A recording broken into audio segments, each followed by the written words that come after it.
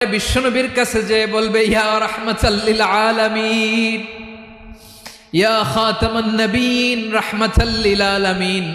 দেখেন আমাদের কি অবস্থা, কি কঠিন বিপদে আমরা আছি, দাঁড়াতে পারি না, সূর্যের আলোতে ঘেমে হয়রান। আজকে কেউ সুপারিশ করতে পারবে না। সব নবীরা অপারগতা স্বীকার করেছে, তারা বলেছে আপনি ছাড়া কেউ নাকি আল্লাহর সামনে দাঁড়াতে পারবেন না, আপনি একটু সুপারিশ করেন।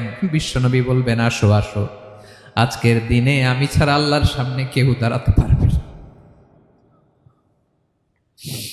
বিশ্বনবী মাকামে মাহমুদে যে আল্লাহু আকবার বলে সিজদায় লুটিয়ে পড়বেন, আল্লাহ রাব্বুল আলামিন বিশ্বনবীকে এমন কিছু চমৎকার শব্দ শিখাবেন, ওই শব্দগুলো দিয়ে আল্লাহর প্রশংসা করে বিশ্বনবী কাঁদতে আরম্ভ করবেন। বিশ্বনবী এমন ভাবে অজর দ্বারায় সিজদায় লুটিয়ে পড়ে কাঁদবেন, রব্বুল আলামিনের রহমতের দরিয়ায় জোশ